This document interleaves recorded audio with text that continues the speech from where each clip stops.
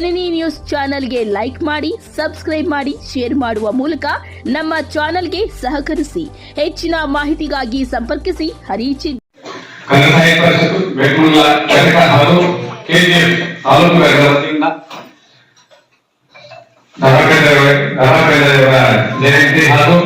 ಕುವೆಂಪುರವರ ಹಲವು ಮಾಹಿತಿಗಳನ್ನು ನಿಮಗೆ ತಿಳಿಸಬೇಕು ಅನ್ನೋ ಉದ್ದೇಶಕ್ಕಾಗಿ ಇವತ್ತು ನಾವು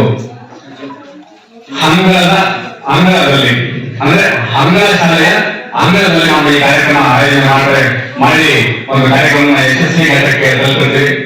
ಬಂಧುಗಳೇ, ಕನ್ನಡ ಸಾಹಿತ್ಯ ಪರಿಷತ್ತು ನಮ್ಮ ಅಧ್ಯಕ್ಷರು ಶ್ರೀಹರಿ ಸರ್ ಹಾಗೂ ತ್ಯಾಗರಾಜ ಸರ್ ಹೋಮಲೇಖರ ಅಧ್ಯಕ್ಷರು ಮತ್ತೆ ನಮ್ಮ ಸೋಮಶೇಖರ್ ಸರ್ ಕ್ಯಾಸಂಬಳ್ಳಿ ಹೋಮಲೇಖರ ಅಧ್ಯಕ್ಷರು ಎಲ್ಲರೂ ಸೇರಿ ಅತ್ಯುತ್ತಮ ಕಾರ್ಯಕ್ರಮಗಳನ್ನ ಆಯೋಜನೆ ಮಾಡ್ಕೊಂಡು ಬರ್ತಾರೆ. ವಿಶೇಷ ಸಮಯದಲ್ಲಿ ಅವಾಗಿನ ಪ್ರತಿಯೊಂದು ಸರ್ಕಾರಿ ಶಾಲೆ, ನಮ್ಮ ಉದ್ದೇಶ ಸರ್ಕಾರಿ ಶಾಲೆಗಳನ್ನ ಉಳಿಸಿ ಬೆಳೆಸುವಂತಹ ಉದ್ದೇಶಕ್ಕಾಗಿ ಸರ್ಕಾರಿ ಶಾಲೆಗಳಲ್ಲಿ ಇಂತಹ ಕವಿಗಳ ಅಥವಾ ಮಹನೀಯರ ಕಾರ್ಯಕ್ರಮಗಳನ್ನ ಆಯೋಜನೆ ಮಾಡಿ ಅವರ ಆಯೋಜನೆಗಳನ್ನ ಎಲ್ಲ ಇಂದಿನ ಪೀಳಿಗೆಯ ವಿದ್ಯಾರ್ಥಿಗಳಿಗೆ ತಿಳಿಸಿಕೊಡುವಂತಹ ಉದ್ದೇಶಕ್ಕಾಗಿ ಇವತ್ತು ನಾವು ಈ ಕಾರ್ಯಕ್ರಮ ಆಯೋಜನೆ ಮಾಡಿದ್ವಿ. ಈಗಾಗಲೇ ವರಕವಿ ಮತ್ತೆ ನಮ್ಮ ಪ್ರೇಮ ಕವಿ ದಾದಾಬೇಂದ್ರೆ ಅವರ ಬಗ್ಗೆ ಹಲವಾರು ವಿಚಾರಗಳನ್ನು ಸಾಗರ್ ಸರ್ ಅವರು ತಿಳಿಸಿಕೊಟ್ಟಿದ್ದಾರೆ. ನಮ್ಮ ಶ್ರೀನಿವಾಸ್ ಸರ್ ಅವರು ಕುವೆಂಪುರವರ ರಾಷ್ಟ್ರಕವಿ ಕುವೆಂಪುರವರ ಬಗ್ಗೆ ಹಲವಾರು ವಿಚಾರಗಳನ್ನು ತಿಳಿಸಿಕೊಟ್ಟಿದ್ದಾರೆ. ಇದನ್ನೇ ಈ ನಮ್ಮ ವೇದಿಕೆಯಲ್ಲಿರುವ ಎಲ್ಲ ಮಹಿಳೆಯರು ಹಾಗೂ ಭಾಷಣಕಾರರ ಸಹಕಾರದೊಂದಿಗೆ ಇನ್ನು ಮುಂದೆ ಕೂಡ ವಿದ್ಯಾರ್ಥಿ ಕಾರ್ಯಕ್ರಮಗಳನ್ನ ಕನ್ನಡ ಸಾಹಿತ್ಯ ಪರಿಷತ್ತು ಹೋಬಳಿ ಘಟಕ, ಕ್ಯಾಸಂಬಳ್ಳಿ, ಬೆಟ್ಮಂಗಲ ಹಾಗೂ ತಾಲೂಕು ಘಟಕಗಳ ವತಿಯಿಂದ ಉತ್ತಮವಾದಂತಹ ಕಾರ್ಯಕ್ರಮಗಳನ್ನ ನಮ್ಮೆಲ್ಲ ಮಹಿಳೆಯರ ವತಿಯಿಂದ ಈಗ ನಾವೇನು ಸ್ಥಳೀಯವಾಗಿ ನಮ್ಮ ಸಾಗರ ಸಾರು ನಾವು ನೋಡ್ತಾ ಇದ್ದೀವಿ. ಇವತ್ತೇ ಫಸ್ಟ್ ನಮಗೆ ಯಾವ್ದು ಇದ್ರೆ ನಮ್ಮ ನಾಗರ ಸಾರು ನಮ್ಮ ಗುರುಗಳು ಅವರು ನಿಮಗೆ ಏನು ಕನ್ನಡ ಬಗ್ಗೆ ಒಳ್ಳೆ ಒಳ್ಳೆ ಭಾಷಣಗಳನ್ನ ನಡೆಸ್ಕೊಳ್ಬೇಕು ಅಂದ್ರೆ ನಮ್ಗೆ ಸಾಗರ ಇವತ್ತು ನಾನು ವ್ಯವಸ್ಥೆ ಮಾಡಿಕೊಡ್ತೀನಿ ಅಂತ ಹೇಳಿ ನಮಗೆ 2 ದಿನಗಳ ಮೊದಲು ಈ ಕಾರ್ಯಕ್ರಮ ಆಯೋಜನೆ ಮಾಡ್ತೀವಿ ಅನ್ನೋ ಉದ್ದೇಶಕ್ಕಾಗಿ ಸಾರ್ವಜನಿಕ ಫೋನ್ ಮಾಡಿದ್ರೆ ನಾನು ಬೇಡ ಸಾಗರ ಅಂತ ಬರ್ತಾರೆ. ಕನ್ನಡ ಪ್ರಾಧ್ಯಾಪಕರು, ಉಪನ್ಯಾಸಕರು, SDC ಕಾಲೇಜಿವರು ಅತ್ಯುತ್ತಮ ಭಾಷಣಕಾರ ಅಂತ ಹೇಳಿ ತಿಳಿಸ್ಕೊಟ್ರು. ಸುಮಾರು ವಿಚಾರಗಳು ನಾನು ತಿಳ್ಕೊಳ್ಳೋದಿಲ್ಲ, ತಿಳಿದಿರುವಂತಹ ವಿಚಾರಗಳು ಕೂಡ ನಮ್ಮ ಸಾಗರ ಸರ್ ಅವರು ತಿಳಿಸ್ಕೊಡ್ತಾರೆ. ಜೊತೆಗೆ ನಮ್ಮ ಸ್ಥಳೀಯವಾಗಿ ನಮಗೆ ಮುಖ್ಯವಾಗಿ ಸಿಗೋದು ನಮ್ಮ ಶ್ರೀನಿವಾಸ್ ಸರ್ ಅವರು. ಇವತ್ತು ಸರ್ ಮುಖ್ಯೋಪಾಧ್ಯಾಯರಾಗಿ ಶಾಲೆ ತಗೊಂಡ್ರು ಕೂಡ ಇಷ್ಟು ಫ್ರೀಯಾಗಿ ನಮ್ಮೊಂದಿಗೆ ಬಂದು ಒಳ್ಳೆ ಒಳ್ಳೆ ವಿಚಾರಗಳನ್ನ ಕುವೆಂಪು ಅವರ ಬಗ್ಗೆ ತಿಳಿಸ್ಕೊಡ್ತಾರೆ. ನಾವು ಏನ್ ಮಾಡಬೇಕು, ಎಲ್ಲೇ ಮಾಡಬೇಕಾಗಿ ಅಂತಂದ್ರೆ ಸ್ಥಳೀಯವಾಗಿ ಸಿಗುವಂತಹ ಕವಿಗಳನ್ನ, ಸಂಪನ್ಮೂಲಗಳನ್ನ ಅಥವಾ ಭಾಷಣಕಾರರನ್ನ ಬಳಸಿಕೊಳ್ಳದೆ ಎಲ್ಲೋ ಇರುವಂತಹ ಭಾಷಣಕಾರರು, ಕವಿಗಳು ಅಥವಾ ದೂರದಲ್ಲಿರುವಂತಹ ಹಳ್ಳಿಗಳನ್ನ ಆಹ್ವಾನ ಮಾಡೋದು ಮತ್ತೆ ಅವರು ಬರದೆ ಅವ್ರಿಗೋಸ್ಕರ ಕಾಯೋದು, ಇಂತಹ ಕಾರ್ಯಕ್ರಮದಲ್ಲಿ ನಮಗೆ ಸ್ವಲ್ಪ ಆಭಾಸ ತಂದುಕೊಡುತ್ತೆ. ನೋಡಿ, ಇವತ್ತು ಸ್ಥಳೀಯವಾಗಿ ಸರಳವಾಗಿರುವಂತಹ ಕಾರ್ಯಕ್ರಮ ಆಗಲಿ ಅತ್ಯುತ್ತಮವಾಗಿ ಈ ಅಂಗಳ ಶಾಲೆಯ ಆಯೋಜನೆ ಮಾಡೋದಕ್ಕೆ ನಮ್ಮ ಸಾಗರ ಸರ್ ಮತ್ತೆ ಶ್ರೀನಿವಾಸ್ ಅವರು ಬಂದು ಆ ಕಾರ್ಯಕ್ರಮ ಯಶಸ್ವಿಗೊಳಿಸುವುದಕ್ಕೆ ಬೇಂದ್ರೆ ಮತ್ತೆ ಕುವೆಂಪು ಅವರ ಬಗ್ಗೆ ಅತ್ಯುತ್ತಮ ವಿಚಾರಗಳನ್ನು ತಿಳಿಸಿಕೊಟ್ಟಿದ್ದಾರೆ. ಇವರಿಗೆ ನಮ್ಮ ಕನ್ನಡ ಸಾಹಿತ್ಯ ಪರಿಷತ್ತು 2 ಹೋಬಳಿ ಘಟಕ ಮತ್ತೆ KGF ತಾಲೂಕು ಘಟಕ ವತಿಯಿಂದ ಜೊತೆಗೆ ನಮ್ಮ ವೈಯಕ್ತಿಕವಾಗಿ ಸಮಸ್ಯೆ ಪಡಿರ್ತಕ್ಕಂಥ ಒಂದು ಧ್ಯೇಯವನ್ನು ಇಟ್ಕೊಂಡಿರ್ತದೆ. ನಾವೆಲ್ಲ ಕೂಡ ಒಂದು ಮನವಿ ನಿಮ್ಮಲ್ಲಿ, ನಮ್ಮ ಮಾತೃಭಾಷೆ ಮುಂದೆ ಬದಲಾವಣೆ ಆಗ್ಬೇಕಂದ್ರೆ ನಾವೇನ್ ಮಾಡ್ಬೇಕು? ಕನ್ನಡ ಮಾತಾಡ್ಬೇಕು. ಈಗಲಿಂದಾನೇ ನೀವು ಕನ್ನಡ ಭಾಷೆಯನ್ನ ಮಾತಾಡೋದಕ್ಕೆ ಪ್ರಾರಂಭಿಸಿದ್ರೆ ಆದ್ರೆ ಮುಂದೆ ಹೋಗ್ತಾ ಹೋಗ್ತಾ ಹಂತವಾಗಿ ಅದು ನಿಮ್ಮ ಮಾತೃಭಾಷೆ ಕನ್ನಡ ಆಗಿ ಬದಲಾವಣೆ ಆಗೋದ್ರಲ್ಲಿ ಸಂಶಯನೇ ಇಲ್ಲ. ಯಾಕಂದ್ರೆ ನಾವೆಲ್ಲ ಕನ್ನಡಿಗ ಆಗಿರೋದ್ರಿಂದ ನಾವೆಲ್ಲೂ ಹೋಗೋದಕ್ಕಾಗೋದಿಲ್ಲ ಅಲ್ವಾ? ಈ ಕರ್ನಾಟಕದಲ್ಲಿ ಹುಟ್ಟಿರೋದೇ ಒಂದು ಹೆಮ್ಮೆ ನಮಗೆ. ಆದ್ರಿಂದ ಮುಂದೆ ನಾವು ಎಲ್ಲರೂ ಕನ್ನಡಿಗರಾಗೋಣ, ನಮ್ಮ ಮಾತೃಭಾಷೆ ಕನ್ನಡವನ್ನಾಗಿ ಮಾಡಿಕೊಡೋಣ ಅಂತ ಹೇಳ್ತಾ ಈ ಒಂದು ಅವ್ರ ಬಗ್ಗೆ ನಾವು ತಿಳ್ಕೊಳ್ತಾ ಇದ್ವಿ. ಅವರ ಒಂದು ವಿಚಾರಧಾರೆಗಳನ್ನ ನಮ್ಮ ಜೀವನದಲ್ಲಿ ಅಳವಡಿಸ್ಕೊಳ್ತಾ ಇದ್ವಿ ಅಂತ ಒಬ್ಬ ಮಹನೀಯ ಬಗ್ಗೆ ನಾನು ತಿಳಿಸ್ಕೊಳ್ತೀನಿ.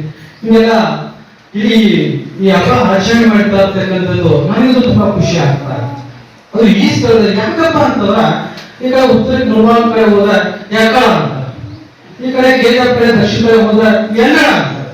ಈ ಎಕ್ಕಳ ಎನ್ನಡಗಳ ಮಧ್ಯದಲ್ಲಿ ಕನ್ನಡ ಭಾಷೆ ಕನ್ನಡ ಒಂದು ಕಾರ್ಯಕ್ರಮಗಳು ಕಾಣದೆ ಅಪರೂಪ ಆಗಿದೆ. ಅವನ್ನ ಸಕ್ಸಸ್ ಮಾಡೋದು ತುಂಬಾ ಕಷ್ಟ ಆಗಿದೆ. ಕನ್ನಡ ಕಾರ್ಯಕ್ರಮ ಮೊದಲು ಆಗ್ತಾ ಇದ್ದಾರೆ, ಜನ ಒಳ್ಳೆ ಹಬ್ಬದ ಜನತೆ ರೀತಿ ಸೇರ್ತಾರೆ.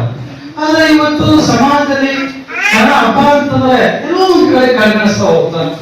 ಅಂತ ಒಂದು ವಾತಾವರಣ ಮಾಡಲೇಬೇಕಾಗಿರ್ತಕ್ಕಂಥ ಅನಿವಾರ್ಯತೆಯಲ್ಲಿ ನಾವು ಮಾಡ್ತಾ ಇರ್ತಕ್ಕಂಥದ್ದು ಎಲ್ಲೋ ಒಂದ್ ಕಡೆ ಬೇಸರ ಆಗತ್ತೆ. ಅದು ಇವತ್ತು ಬಹಳ ಉತ್ಸಾಹದಿಂದ ಇಷ್ಟೊಂದು ಜನ ಸೇರಿ ಬೇರೆ ಮತ್ತೆ ಕುವೆಂಪು ವಿಚಾರಧಾರೆಗಳನ್ನು ತಿಳ್ಕೊಳ್ಳಿಕ್ಕೆ ಅವರ ದಿನೋತ್ಸವವನ್ನು ಆಚರಣೆ ಮಾಡಲಿಕ್ಕೆ ಸೇರ್ತಕ್ಕಂಥದ್ದು ತುಂಬಾ ಖುಷಿ ಆಗ್ತಾ ಇದೆ. ಇನ್ನು ಬೇರೆ ಬಗ್ಗೆ ನೋಡೋದಾದ್ರೆ ಇವರು ಮೂಲತವಾಗಿ ಮಹಾರಾಷ್ಟ್ರದ ರತ್ನಗಿರಿ ಜಿಲ್ಲೆ ಸೇರಿರ್ತಕ್ಕಂಥದ್ದು.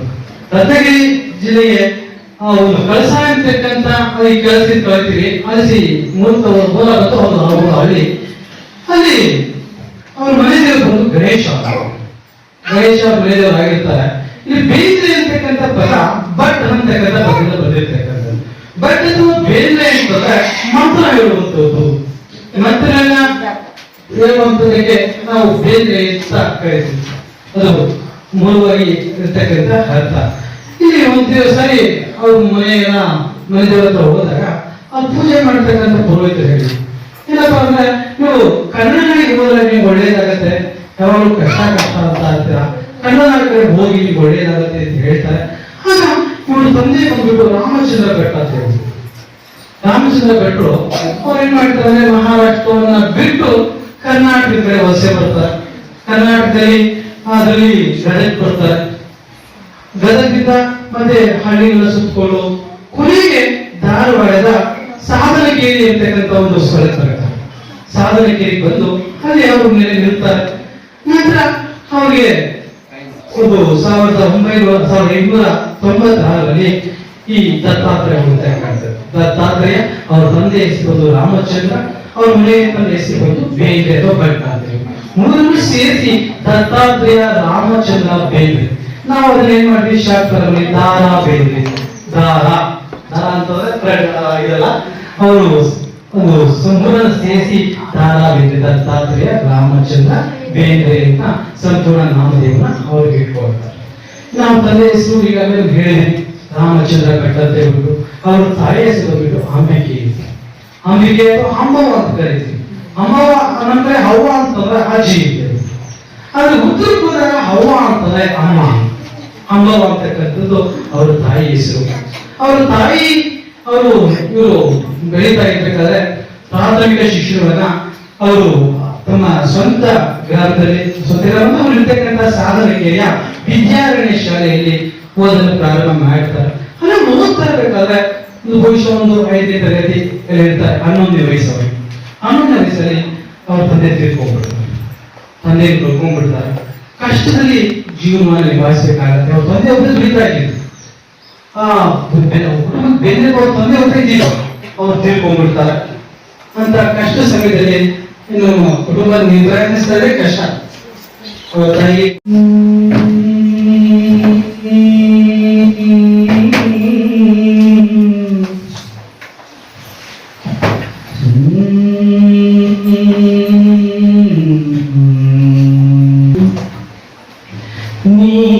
ನೋಡಬೇಡ ನನ್ನ, ನೀಂಗ ನೋಡಿದರೆ ನನ್ನ, ತಿರುಗಿ ನಾ ಹೇಗೆ ನೋಡಲೇ ನಿನ್ನ. ನೀಂಗ ನೋಡಬೇಡ ನನ್ನ, ನೀಂಗ ನೋಡಿದರೆ ನನ್ನ, ತಿರುಗಿ ನಾ ಹೇಗೆ ನೋಡಲೇ ನಿನ್ನ. ದಾರಿಯಲ್ಲಿ ನಡೆದೆ ಕೈ ಹಿಡಿದೆ ನೀನು ಕಣ್ಣಾದ ಅಂತ ನಾ ತಿಳಿದು, ಬಿಡುವಲಿ ನೂರು ಪೂಲಿ ಮುಚ್ಚಿದ ಕೆಂಡಾಯ ಸಂತ ಹೊಳೆದು, ಮುಗಿಲಿನ ಕಬರಸಿ ನೆಲಕ ಬಿತ್ತ ನೆಲಕನಲ್ಲಿ ಎಲ್ಲಿಂದ ಹಾಗಾಳಿ ಮಾತು ನಮ್ಮಿ ನಾನು ದೇವರ ತಿಳಿನಲಿ. ನೀಂಗ ನೋಡಬೇಡ ನನ್ನ, ನೀಂಗ ನೋಡಿದರೆ ನನ್ನ, ತಿರುಗಿ ನಾ ಹೇಗೆ ನೋಡಲೇ ನಿನ್ನ. ಇಬ್ಬನಿ ತೊಳೆದರು ಆರು ಮೆದಿನ ಕವಳ ಕಾಂತಿ ಚಿನ್ನಗಿಯ ಹಣ್ಣು ಒಡೆಯುವಾಗ ಕಣ್ಣಿರುವ ಹೆಣ್ಣು ಹೇಳು ನಿನ್ನದೇನು ಈ ಕಣ್ಣು ಮುಗಿಲಾನು ಅನ್ನುದರ ಜೀವ ನಿನ್ನ ಕಣ್ಣಾರೆ ಕಂಡ ಒಮ್ಮೆಗಿಲ ಹುಳಿವೆ ಚಂದಿರಂತು ಮುಗಿಲಾನು ತೇಲುತ್ತಾಗಲ ನೀಂಗ ನೋಡಬೇಡ ನನ್ನ ನೀಂಗ ನೋಡಿದರೆ ನನ್ನ ತಿರುಗಿ ನಾ ಹೇಗ ನೋಡಲೇ ನಿನ್ನ ಕಣ್ಣಿನ ಕಾಲೂರಿ ಮಳೆಯುಂಡರಕ ಹುಚ್ಚಿನಗಿಯಾಕ ಅನಿವಡೆಯಲಿಕ್ಕೆ ಬಂದಂತ ಮೋಡದಾದ ಗಾಳಿಯ ನವಕ ಹತ್ತಾರೆ ಹತ್ತು ಬಿಡುವ ನಲಿಬರಲಿ ನಕ್ಕಾಗ ಮರೆಸಿದಿರಿ ದುಃಖ ಕೆಡವಡಿಸಿ ಗೆಲ್ಲುವರು ಬೆನ್ನು ಬೇಡ ಚಿರಿಯದಿರುವಿಕ್ಕ ನೀಂಗ ನೋಡಬೇಡ ನನ್ನ ನೀಂಗ ನೋಡಿದರೆ ನನ್ನ ತಿರುಗಿ ನಾಯಾಗ ನೋಡಲೇ ನಿನ್ನ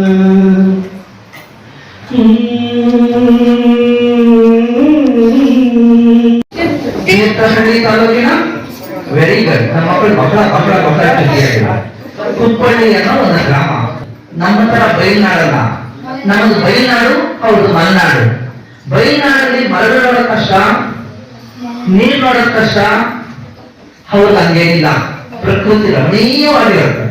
ಅದ್ಭುತವಾದ ಸೌಂದರ್ಯ ಪ್ರಜ್ಞೆಯ ಜೊತೆ ಹುಟ್ಟುತ್ತಾರೆ ಕುವೆಂಪು ಅವರು. ಅವ್ರ ತಂದೆ ಹೆಸರು ವೆಂಕಟಪ್ಪ, ತಾಯಿ ಹೆಸರು ಸೀತಮ್ಮ. ಹಂಗ ಹುಟ್ಟಿದಂತ ಒಬ್ಬ ಸಾಮಾನ್ಯ ವ್ಯಕ್ತಿಯಾಗಿ ಹುಟ್ಟಿದಂತ ಒಕ್ಕಲು ಮನೆತನ ಏನು ಅನ್ನವನ್ನ ದೇಶಕ್ಕೆ ಕೊಡ್ತಾನೋ ಆ ಒಕ್ಕಲು ಮನೆತನದಲ್ಲಿ ಹುಟ್ಟಿದಂತಹ ಒಬ್ಬ ಕುವೆಂಪು ವಿಶ್ವ ಮಾನವ ಸಂದೇಶವನ್ನ ಸಾಹಿತ್ಯದಲ್ಲಿ ತಗೊಂಡು ಬರ್ತಾರೆ. ಸಾಹಿತ್ಯದಲ್ಲಿ ಅಂದ್ರೆ ಅವ್ರು ಬರೆಯುವಂತ ಕೃತಿಗಳಲ್ಲಿ, ಅವ್ರು ಬರೆಯುವಂತ ಕೃತಿಗಳಲ್ಲಿ ಎಲ್ಲ ಅವ್ರ ಮೇಲೆ ಇಬ್ಬರು ಪ್ರಭಾವ ಬೀರುತ್ತೆ. ಇಬ್ಬರ ಪ್ರಭಾವ ನಿಮ್ಮೇಲೆ ಕೂಡ ಯಾವ್ದಾದ್ರೂ ಪ್ರಭಾವ ಬಿದ್ದಾಗ ಅವ್ರ ದಿಕ್ಕಿನಲ್ಲಿ ನೀವು ಸಾಕ್ತೀರ. ಒಬ್ಬರು ಸ್ವಾಮಿ ವಿವೇಕಾನಂದರವರ ಪ್ರಭಾವ, ಇನ್ನೊಬ್ರು ರಾಮಕೃಷ್ಣ ಪರಮಹಂಸರ ಪ್ರಭಾವ. ಇಬ್ಬರ ಪ್ರಭಾವ ಮಾಮೂಲಿಯಾಗಿ ಅರ್ಥ ಮಾಡ್ಕೊಳ್ಳೋಕ್ಕಾಗಲ್ಲ. ನೀವು ರಾಮಕೃಷ್ಣ ಪರಮಹಂಸರನ್ನ ಅರ್ಥ ಮಾಡ್ಕೋಬೇಕಂದ್ರೆ ಬಹುಶಃ ವೇದನೆಲ್ಲ ತಿಳ್ಕೋಬೇಕೇನೋ. ಇನ್ನು ವಿವೇಕಾನಂದ ಕಥೆ ಹೇಳೋದೇ ಬೇಡ. ದೇವ್ರು ಇಲ್ಲ ಅಂತ ಹೋದಂತವ್ರು ವಿಶ್ವಕ್ಕೆಲ್ಲ ಭಾರತದ ಹಿರಿಮೆಯನ್ನ, ಭಾರತದ ಧರ್ಮದ ಶ್ರೇಷ್ಠತೆಯನ್ನ ಚಿಕಾಗೋದಲ್ಲಿ ಸಾರದಂತವ್ರು. ಅವ್ರಿಬ್ಬರು ಪ್ರಭಾವ ಇವ್ರ ಮೇಲೆ ಬೀರುತ್ತೆ. ಯಾರ ಮೇಲೆ? ಮಾತಾಡ್ತಿದ್ದ ನಲವತ್ತೆಯ ಸಂದೇಶವನ್ನ ಅವರು ಹೇಗೆ ನಮ್ಗೆ ಕೊಟ್ಟಿದ್ದಾರೆ, ನಾವು ಯಾಕೆ ಪಾಲಿಸಬೇಕು ಅನ್ನೋದ್ರೆ ನನ್ನ ಗಮನ ಇದೆ. ಅವರು ಬೆಳೆಯುವಾಗ ಇವರಿಬ್ಬರ ಪ್ರಭಾವ ಅವ್ರ ಮೇಲೆ ಬೀರುತ್ತೆ. ಮುಂದೆ ಮುಂದೆ ಅವರು ಮೈಸೂರು ವಿಶ್ವವಿದ್ಯಾಲಯದ ಉಪನ್ಯಾಸಕರಾದ ಮೇಲೆ ಆ ಒಂದು ಸಂಸ್ಥೆಯನ್ನ ಬಹಳ ಸದೃಢವಾಗಿ ಬೆಳೆಸ್ತಾ ಹೋದ್ಮೇಲೆ ಅವರು ಎಲ್ಲಾ ಕೃತಿಗಳ ಒಳಗಡೆ ಇವರ ತತ್ವಗಳು ಬರುತ್ತೆ. ಪ್ರಕಾರಗಳು ಗೊತ್ತಾ ಮಕ್ಕಳ? ಏನೇನಿದೆ ಅಂತ ಗೊತ್ತಾ? ಸಾಹಿತ್ಯದಲ್ಲಿ ಕಾದಂಬರಿ ಇದೆ, ನಾಟಕ ನೋಡಿದ್ದೀರಾ? ನಾಟಕ ಇದೆ, ಕವನಗಳಿದೆ. ನಿಮ್ಮ ಪಾಠದಲ್ಲಿ ಕುವೆಂಪು ಅವ್ರದ್ದು ಯಾವ್ದಾದ್ರು ನಿಮ್ಮ ಪದ್ಯವಿದೆ. ಎಲ್ಲಾದ್ರೂ ಇರು, ಎಂತಾದ್ರೂ ಇರು ಅದನ್ನು ಕೇಳಿದ್ದೀರಾ? ಹೋಗಿ ಬಾರಿಸು ಕನ್ನಡ ಡಿಂಗಮೋ. ಇದೆಲ್ಲದ್ರ ಜೊತೆಗೆ ಅನಿಕೇತನ ಅಂತ ಒಂದು ಪದ್ಯ ಇದೆ. ಇತ್ತು ಯಾಕೆ ಗೊತ್ತಿಲ್ಲ. ಅನಿಕೇತನ ಪದ್ಯ ಅದ್ಭುತವಾಗಿ ಮಕ್ಕಳ ಭಾಷೆಯಲ್ಲಿ ವಿಶ್ವಮಾನವ ಸಂದೇಶವನ್ನ ಅಲ್ಲಿ ಮುಗಿಸ್ತಾರೆ. ಏನು ಹೇಳ್ತಾರೆ ಅಂದ್ರ, ಎಲ್ಲವನ್ನ ಬಿಟ್ಬಿಟ್ಟು ಬಂದ್ಬಿಡಿ, ಎಲ್ಲ ಧರ್ಮಗಳನ್ನ ಬಿಟ್ಟು ಬಾ, ಎಲ್ಲ ಜಾತಿಗಳನ್ನ ಬಿಟ್ಟು ಬಾ. ನಿನಗೆ ಜಾತಿ ಬೇಡ, ನಿನಗೆ ಧರ್ಮ ಬೇಡ, ನಿನಗೆ ನಿಂದೇ ಆದಂತಹ ವಿಶ್ವದ ಧರ್ಮ ಅಂದ್ರೆ ಮನುಕುಲದ ಧರ್ಮ ಒಂದಿದೆ. ಏನ್ ಅರ್ಥ? ನೀವೆಲ್ಲ ಮನುಷ್ಯರು ತಾನೆ? ನಾವೆಲ್ಲ ಮನುಷ್ಯ, ಎಲ್ಲರೂ ಮನುಷ್ಯ ತರ ಕಾಣಿಸ್ತಾ ಇದೀವ. ಮತ್ತೆ ಯಾವುದೋ ಒಂದು ಜಾತಿ ನೆಪದಲ್ಲಿ ನಾವ್ಯಾಕೆ ಕೀಳರಿಮೆಯನ್ನು ಬೆಳೆಸ್ಕೋಬೇಕು? ಎಲ್ಲಾ ಕುಲಗಳಲ್ಲಿ ಮನುಷ್ಯ ಕುಲ ಅದೊಂದೇ ಇರೋದು, ಬೇರೆ ಬೇರೆ ಕುಲ ಧರ್ಮ ಜಾತಿಗಳು ಇಲ್ಲ ಅನ್ನೋದನ್ನ ಅವ್ರು ಹೇಳ್ತಾರೆ. ಅವ್ರ ಕೃತಿಗಳನ್ನ ನಾವೊಂದ್ಸತಿ ನೆನೆಸ್ಕೊಳ್ಳೋದಾದ್ರೆ, ಮಕ್ಕಳಿಗೋಸ್ಕರ ಹೇಳೋದಾದ್ರೆ, ಮೊಟ್ಟ ಮೊದಲಿಗೆ ನಮಗೆ ಜ್ಞಾನಪೀಠ ಪ್ರಶಸ್ತಿಯನ್ನ ತಂದುಕೊಳ್ತಾರೆ. ಮಕ್ಕಳಿಗೆ ಜ್ಞಾನಪೀಠ ಪ್ರಶಸ್ತಿ ಅಂದ್ರೆ ಗೊತ್ತಾ ಏನು? ಜ್ಞಾನಪೀಠ ಪ್ರಶಸ್ತಿ ಏನು? ಅದೊಂದು ಸಾಹಿತ್ಯ ಕ್ಷೇತ್ರದಲ್ಲಿ ಕೊಡುವಂತಹ ಭಾರತದ ದೊಡ್ಡ ಪ್ರಶಸ್ತಿ. ಅವ್ರು ಯಾವ ಕೃತಿ ಕೊಟ್ಟಿದ್ದಾರೆ ಗೊತ್ತಾ? ನಾನು ಯಾಕೆ ಇದನ್ನು ಮತ್ತೆ ಬಳಸ್ಕೊಳ್ತಾ ಇದ್ದೀನಿ ಅಂದ್ರೆ, ಅಲ್ಲಿ ಬಹಳ ಅದ್ಭುತವಾಗಿ ಮತ್ತೊಂದು ಸರ್ತಿ ನಮ್ಗೆ ತೋರ್ಪಡಿಸ್ತಾರೆ. ರಾಮಾಯಣ ಅಂತಕೊಂಡು ಸಹಜತೆಯನ್ನ ಎಷ್ಟೊಂದು ಅದ್ಭುತವಾಗಿ ತೋರಿಸ್ತಾರೆ ಅಷ್ಟು. ಶ್ರೀ ರಾಮಾಯಣ ದರ್ಶನ ಕೃತಿಗೆ ಅವರಿಗೆ ಜ್ಞಾನಪೀಠ ಪ್ರಶಸ್ತಿ ಬಂದಿದೆ. ರಾಮಾಯಣ ಎಲ್ರಿಗೂ ಗೊತ್ತಾ? ಓದಿ, ನಾನು 3 ಸರ್ತಿ ಓದಿದ್ದೀನಿ. ಓದಿ, ರಾಮಾಯಣ ಮತ್ತು ಮಹಾಭಾರತವನ್ನು ಓದಿ. ಕುವೆಂಪು ಅವರು ಅಂತವೆಲ್ಲ ಓದಿ ನಂತರ ಅವನ್ನೆಲ್ಲ ಮೀರಿ ಬನ್ನಿ ಅಂತ ಹೇಳಿರುವಂಥದ್ದು. ರಾಮಾಯಣ ಯಾರೇ ಬರ್ತಾರೆ? ಆಂಜನೇಯನಿಂದ ಹಿಡಿದು ರಾಮನಿಂದ ಹಿಡಿದು ಎಲ್ಲರೂ ಬರ್ತಾರೆ. ಅಲ್ಲಿ ಎಷ್ಟೊಂದು ಅದ್ಭುತವಾಗಿ ನಮ್ಮೆಲ್ಲರಿಗೂ ಕಟ್ಕೊಡ್ತಾರೆ. ನಮ್ಮ ಅಂದ್ರೆ ನಮ್ಗೆ ಹೇಗೆ ಹೇಳ್ಬೇಕು ಅನ್ನೋದು ಅರ್ಥ ಆಗ್ತಾ ಇಲ್ಲ. ಆಧ್ಯಾತ್ಮವನ್ನ ಪುಸ್ತಕದ ಮಕ್ಕಳಿಗೆ ಎಷ್ಟು ಅರ್ಥ ಆಗುತ್ತೆ ಗೊತ್ತಿಲ್ಲ. ಆಧ್ಯಾತ್ಮವನ್ನ ಪುಸ್ತಕದ 100% ಅವರ ಮಾತನ್ನ ಅವರು ಬಳಸ್ಕೊಳ್ತಾರೆ, 100% ಅವರ ತತ್ವವನ್ನು ಕೂಡ ಬಳಸ್ಕೊಳ್ತಾರೆ. 100% ಅವರು ಒಂದ್ ಕಡೆ ಮಾತಾಡಿರ್ತಾರೆ, ನಮ್ಮ ಕುವೆಂಪು ನೇರವಾಗಿ ಆ ಪದಗಳನ್ನ ಬಳಸ್ಕೊಳ್ತಾರೆ. ಧರ್ಮ ಮತ್ತು ರಾಜಕಾರಣ ನನಗೆ ಯಾಕೆ ಅನಿಸ್ತಾರೆ ಇನ್ನು ಅದೇ ಒಂದು ಸಂಕೋಲ ಒಳಗಡೆ ಇದ್ದೀವಿ ಅಂತ. ಧರ್ಮ ಮತ್ತು ರಾಜಕಾರಣದ ಅವಧಿ ಮುಗಿದಿದೆ, ವಿಜ್ಞಾನ ಮತ್ತು ಅಧ್ಯಾತ್ಮದ ನೆಲೆಯೊಳಗಡೆ ನಾವು ಬದುಕಬೇಕು ಅಂತ. ಅಂದ್ರೆ ನಾವಿನ್ನು ಈ ಮಟ್ಟಕ್ಕೆ ಹೋಗೋ ಸಾಧ್ಯ ಆಗ್ತಾ ಇಲ್ಲ. ಕುವೆಂಪು ಅವರ ಆ ತತ್ವವನ್ನು ನಾವು ಒಂದು ಕಡೆ ಕನ್ನಡತನ ಅದ್ಭುತವಾಗಿ ಪ್ರೆಸೆಂಟ್ ಮಾಡ್ತಾರೆ. ಅಂದ್ರೆ ನಮ್ಮತನ ನಮ್ಮದು ಅನ್ನೋದನ್ನ ಆ ಕನ್ನಡತನದ ಒಳಗಡೆನೆ ವಿಶ್ವ ಮಾನವತೆಯ ಸಂದೇಶವನ್ನು ಕೂಡ ಅವರು ರೂಪಿಸ್ತಾರೆ, ಹಂಗೆ ಪಾಲನೆ ಮಾಡ್ತಾರೆ. ಅದ್ರ ಜೊತೆಗೆ ಅವರು ಜೊತೆಯಲ್ಲಿ ಕವನ ಬರೆಯೋದು ತುಂಬಾ ಇಷ್ಟ. ಕವನಗಳನ್ನು ಬರೆಯೋದು ತುಂಬಾ ಇಷ್ಟ. ಅವರು ಮೊದಲು ಪ್ರಭಾತ ಇರ್ತಕ್ಕಂಥ ಒಂದು ಕವನ ಬರೀತಾರೆ. ಒಂದು ಪ್ರಭಾತ ಅಂತಕ್ಕಂಥದ್ದು ನಮ್ಮ ಸಿಕ್ಕಿರ್ತಕ್ಕಂಥ ದಾಖಲೆ ಪ್ರಕಾರ ಮೊದಲೇ ಆ ಪ್ರಭಾತವನ್ನು ಬರೀತಾ ಬಹಳ ರೆಸ್ಪಾನ್ಸ್ ಬಂತು, ಸಮಾಜದಿಂದ ಒಳ್ಳೆ ಬಂತು. ಅಲ್ಲಿ ಖುಷಿ ಪಡ್ಕೊಂಡು ಹೆಚ್ಚೆಚ್ಚು ಕಾವ್ಯಗಳನ್ನು ಬರೀಕೆ ಪ್ರಯತ್ನ ಮಾಡ್ತಾರೆ, ಕಾವ್ಯನ ಬರೀತಾ ಇರ್ತಾರೆ. ಬಂದ್ಕೊಂಡು ವೃತ್ತಿಯನ್ನು ಶಿಕ್ಷಕ ವೃತ್ತಿಯನ್ನು ಮುಂದುವರ್ಸ್ಕೊಂಡು ಹೋಗ್ತಾ ಇರ್ತಾರೆ. ಬಂದ್ಬಿಟ್ಟು ಸುಮಾರು ಕಾವ್ಯಗಳ ಆದ ನಂತರ ಗದಿ ಇರ್ತಕ್ಕಂಥ ಒಂದು ಹೆಸರಿನಲ್ಲಿ ಎಲ್ಲಾ ಕಾವ್ಯಗಳನ್ನ ಸಂಕಲನ ಮಾಡಿ ಪುಸ್ತಕವನ್ನು ಪ್ರಕಟಣೆ ಮಾಡ್ತಾರೆ. ಸುಮಾರು ಕಾವ್ಯಗಳನ್ನು ಒಂದು ಬುಕ್ ಮಾಡಿ ಆ ಬುಕ್ ಹೆಸರು ಕೊಡ್ತಾರೆ.